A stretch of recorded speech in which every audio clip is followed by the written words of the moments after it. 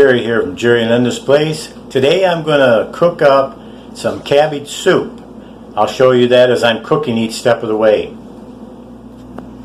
Alright, here I am. I'm ready to start this cabbage soup, and I'm going to show you right here on the stove. I've got onions. I got them kind of diced up. That's a whole onion. I know it's a lot, but I'm going to make a good sized batch, and we like lots of onion.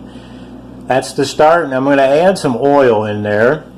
The oil I'm using is canola oil, and I'll use just enough to get it all oiled up good, probably about 4 tablespoons of oil in it, and I'll cook that and get it to where so it's just sauteed. Then I'll show you more from there.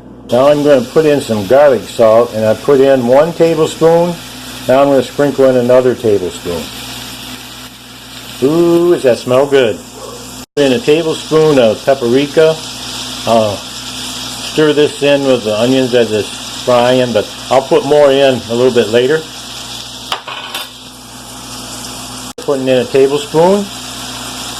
I may even add a little more of that after a little bit. Spoonful of salt. Ooh, does that smell good? Let's get a little stirring going here. Stir this up real nice. Get everything flavored good. If you could only smell the aroma as this is cooking. It's something my wife and I really like, is onions in almost everything we eat. Oh, we love onions. Onions are good for you. It's a good vegetable. Tastes good. Makes the food taste good. If we didn't have onions, oh boy, would it ever be just a plain taste. So I got that stirred up pretty good. Let that keep frying some more. I'll be back in a short minute.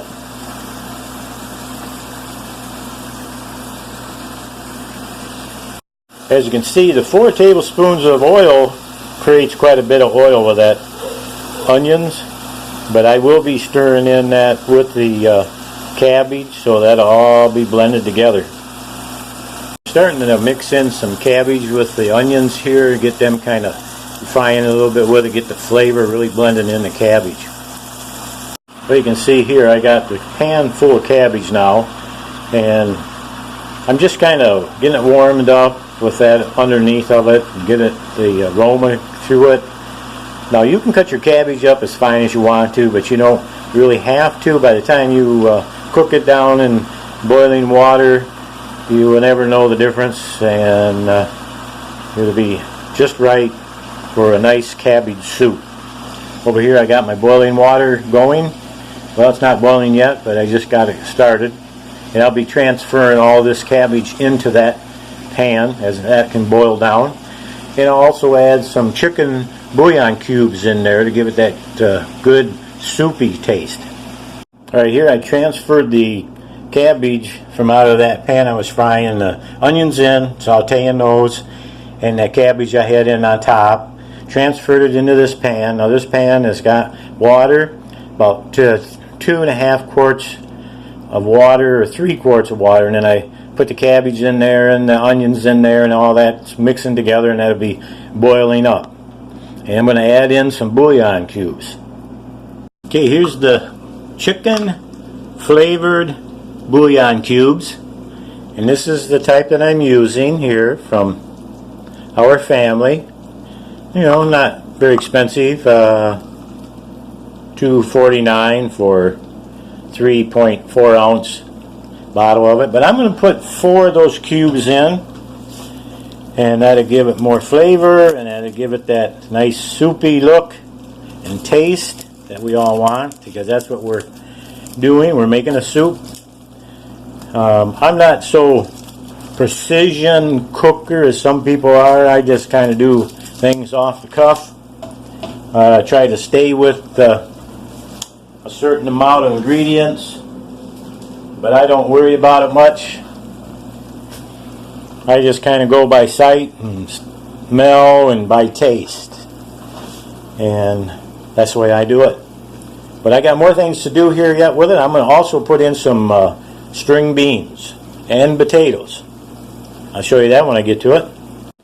Yeah, I'm trying to hold the camera here while I'm chopping this up, but you can see how I'm doing the cabbage. I'm taking a nice sharp knife and I just cut her down the side here, kind of slicing it off. See if I can show you a little bit. There we go. There's some more going off. That's the way I cut the cabbage up. That's good enough to chop it up any less than that. You don't have to. Okay, I'm showing you here how it's cooking along. The cabbage is in that boiling water and she's softening up. That's what you want. You want that cabbage all cooked up real thoroughly. Gets nice and soft. Makes a nice soup. Over here I've got some more going and boiling because I'm making a big batch here. So I got to get this boiled up and mix it all together in a bigger pan. But I'm also going to be putting in stewed tomatoes, and I'll show you what I got for that. This also is from our family, diced tomatoes. This one's got roasted garlic and onions in it. That'll give it some more flavor, good taste, that nice tomato taste. And I'm using the Del Monte green beans, the cut beans. I'll put those in there. That'll give it more body and more taste in this soup. I just peppered on some more of the pepperoni. I mean, not pepperoni, I mean paprika.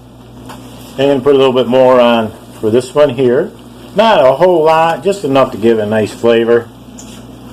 Whatever you like, you know, for your taste buds. Okay, for this pan here, I'm putting in 2 more bouillon cubes, the chicken flavored. I'll stir that in. Well, you can see as this is still cooking down how nice of a soup look it's taken on. I'll show you here. I'll spoon up a little bit. And you can see the red on top. That's that paprika. And we're getting a nice soupy look. That's what we want. Over here in this pan too, I got these cooking. I got the potatoes in now. I put in like 6 potatoes. I cut them up in small pieces. That'll give this more body. Make a lot more filling for your belly, you know, without having anything else to go with it.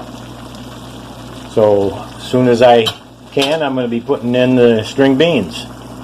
So I just put 1 can of string beans in there, and I'm going to put another one in.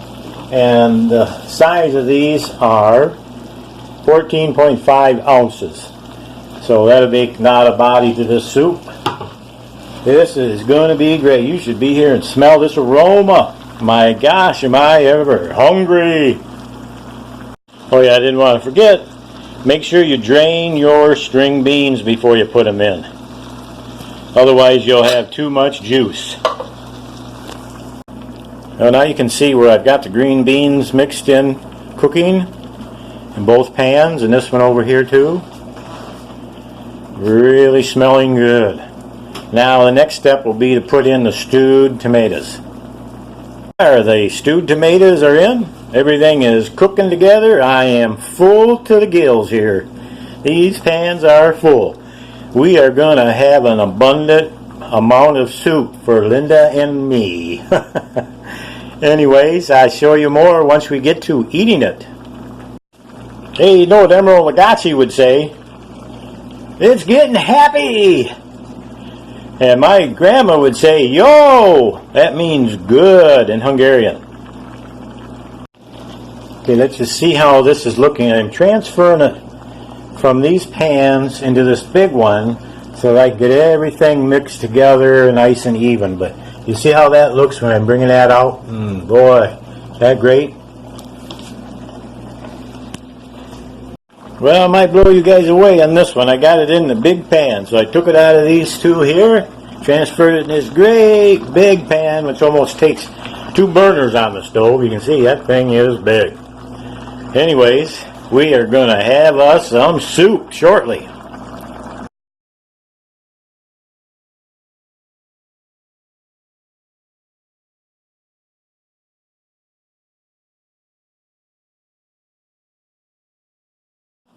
What do you think about the cabbage soup, Linda? Yum. You want a closer look? Oh boy. Wow. Delicious? You say it in your own words. I say thumbs up. What would Emerald say? I got you. I forget. Oh, so good. Yeah. It is really good, everybody. Bam! This has got comfort food. This is comfort food, definitely. So it's a good meal to have when the weather starts getting cooler. So this is definitely a hit. It's my favorite cabbage soup ever. Yep. And not because I'm prejudiced, because it's the truth.